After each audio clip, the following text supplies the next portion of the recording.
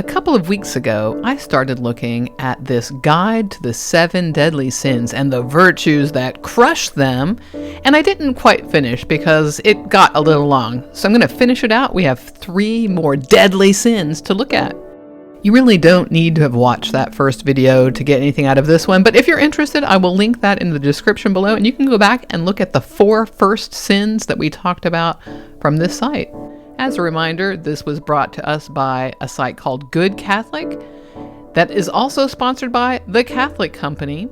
The Catholic Company also sells all kinds of religious merch, like this beautiful gilded Madonna and child statue that can be yours for the one low price of $188.95, just in time for Easter. Look how gorgeous. Mary and child will be accompanying us today. Hi, my name is Scarlett, and I'm an atheist and skeptic, and lately I've been looking a lot about sin and how different Christians conceptualize it, and I want to finish up these last 3 deadly sins. The writer that we're reading today is Rachel Schrader, and a reminder that this is a British-American writer, so very interesting for Catholicism to get the British angle in there. And she particularly enjoys writing on military topics like courage, self-sacrifice, and fortitude. It's going to come up here in a minute. So with all that out of the way, let's go on to sloth. Sloth, spiritual torpor. I just love this drawing of this little dude napping on the branch, and I don't know what kind of bird that's supposed to be, pecking at his hat, I guess. I just think that it's delightful. I love that drawing so much. Sloth, or acedia, is an easily misunderstood sin. While an easy definition would be laziness, mere physical laziness is not what we're talking about. Physical laziness can be a symptom of sloth, but at its core, sloth is spiritual torpor, and it's much more dangerous than sleeping in on Saturdays or running 1 mile instead of 2. St. Thomas also names acedia tristitia, or sadness, because it is sadness in the face of the work of holiness, a sadness that causes us to refuse to take the necessary steps to achieve our sanctification. I'm not even sure what that means, our sanctification. In the Catholic Church, it's supposed to be all about the rituals of communion and confession and all of that. So I'm not quite sure what sanctification is in this particular case. It's not very detailed here. This is another case of not being very detailed about what she means. There are some Bible quotes, but we're not going to read those. It's not all that interesting. It's not all that enlightening. It's just more about how Jesus said you should do this stuff. But let's look at the virtue that she mentions. Antidote: vanquish sloth with diligence. So how do we keep moving? Especially when consolations run dry and our motivations start to ebb. The virtue of diligence is the antidote to acedia, and it helps us to form good spiritual habits and stick with them even when we really don't want to. I don't find this right now to be all that helpful, because it's like when your motivation ebbs, just be diligent, just do it anyway. But I like the metaphor she uses, so let's go on to the next part. One way to view this virtue is to see it as a spiritual drill sergeant that motivates us to keep doing the hard things even when our enthusiasm is lacking. I guess this is this military interest that she has, but I like this military component of your spiritual journey. So ask any soldier, and he will probably tell you that he does not like getting up at 4 a.m. and running 3 miles every morning. Yeah, man, I get that. But he does it because it's part of his duty as a soldier. Is it part of his duty as a soldier, or is it something to keep him in shape? I know, that's an honest question on my part. Is it really a duty to get up and run? Seems like that's something that you do because it helps other skills.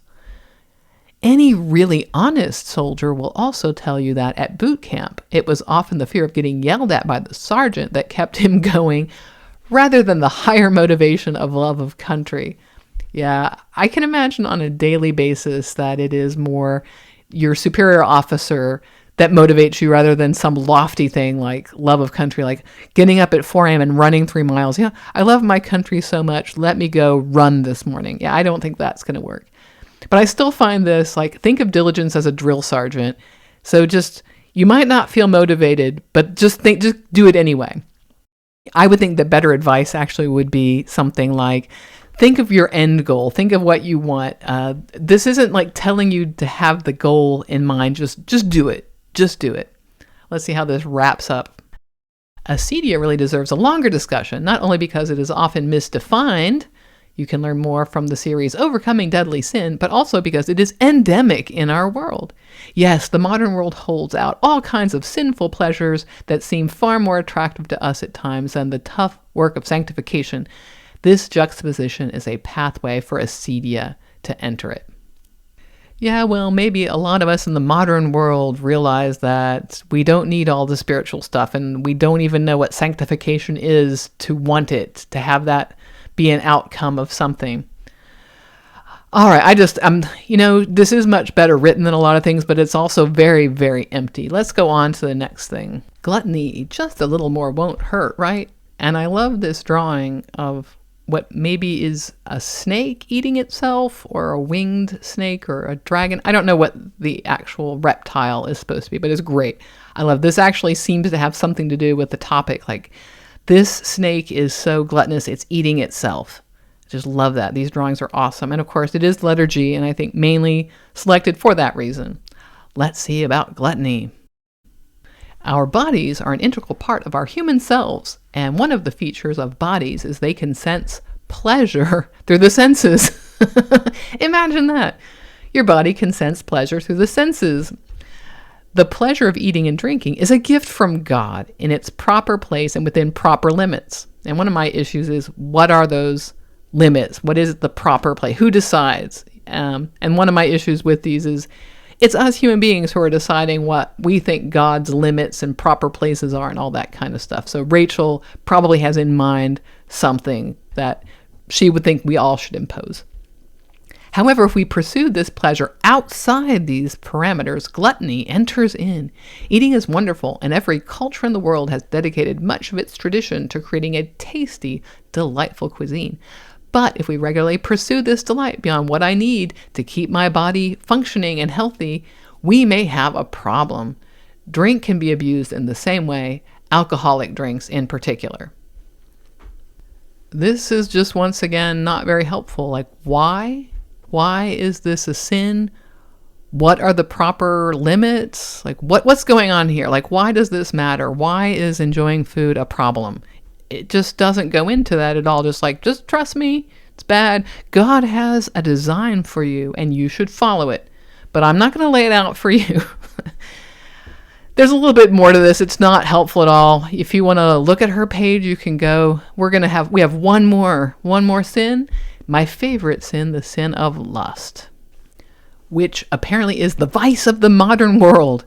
You know, people had just as much lust in the olden days. I just love this kind of fallen world stuff. Like, today we are exceptionally bad. I don't know. The other thing I love is this particular illumination. I know it has an L. The L is why it was chosen. But this woman, first of all, it is a woman, right, that's going to demonstrate lust for us. Come on, y'all. You know, it's not going to be a man that's going to demonstrate lust. This woman looks like somebody that's very pure and doesn't have a lustful thought in her mind. I don't know. Is it just me? This doesn't demonstrate lust in any way. Or maybe just by dint of the fact that it's a woman, that's lustful, y'all. Or maybe it's the viewer that has lust. I don't know. I'm extrapolating because I really don't know. But let's listen to what Rachel has to say. We have a quote from Saint Jacinta Marto, Fatima visionary. The sins which cause most souls to go to hell are the sins of the flesh. I guess she's not talking about gluttony either. If any sin has an absolute death grip on the modern world, it is the sin of lust. Lust is the inordinate desire for sexual pleasure. The last several decades have taught us that once let loose from the boundaries of virtue, lust runs riot over ourselves and society. Oh my, this language is so dramatic. And it's not 100% true. Like, just go read some medieval stuff and you'll be surprised at how much lust is in that. As noted above, with the pleasure associated with eating and drinking, sexual pleasure is a gift from God in its proper place.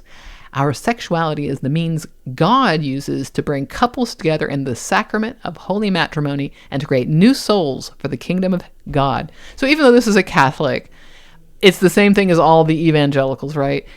So sex is supposed to unify a man and a woman. Of course, the Catholic Church does not recognize gay marriage.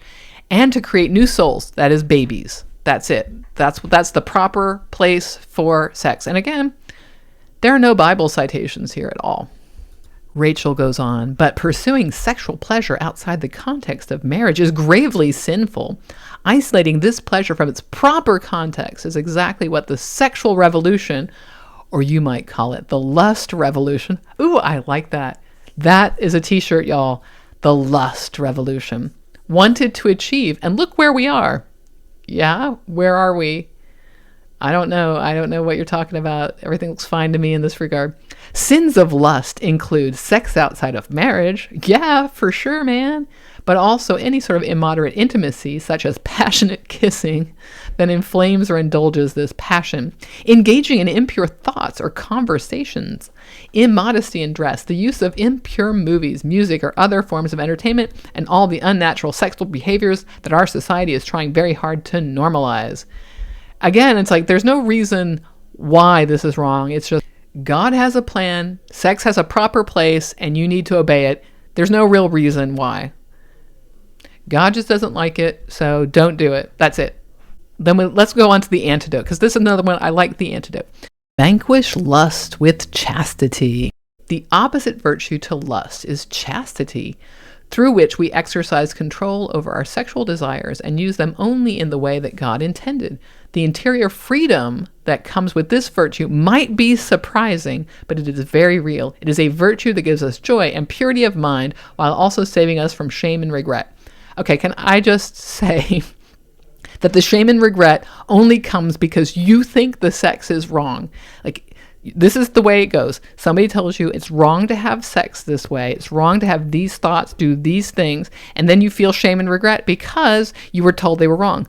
But we could do this other thing where this is fine as long as everybody is consenting and we're practicing safe sex. No, but voila, I have solved your problem. But you've got it all in your mind that you're going to feel shame and regret just automatically because everybody has this internal knowledge. Just not true. Let's wrap this up. All right, so we have some quote from Jesus, blah, blah, blah. But the last line here, fasting, abstinence, and other physical penances are powerful methods for achieving the virtue of chastity. I'm not quite sure what the fasting has to do with the chastity. Abstinence is obvious, right? You're going to, if you abstain, you're going to achieve this virtue because that's sort of the definition. And what other physical penances does Rachel have in mind here? Is this like self-flagellation like they used to do in medieval times? I'm just very curious. Well, I don't feel much more enlightened about why I should care about these in our era or where these come from or why God cares. I find that Rachel writes okay, but this is all just very basic information, not very helpful. Just a means to have a blog. I don't know. But what did you think? Put a comment down below if something struck you. I always like reading your comments, and you can like and subscribe while you're down there and do all the YouTube stuff. You're on YouTube, you know what to do. And if you like this and what I do, you can buy me a coffee. Link is in the description.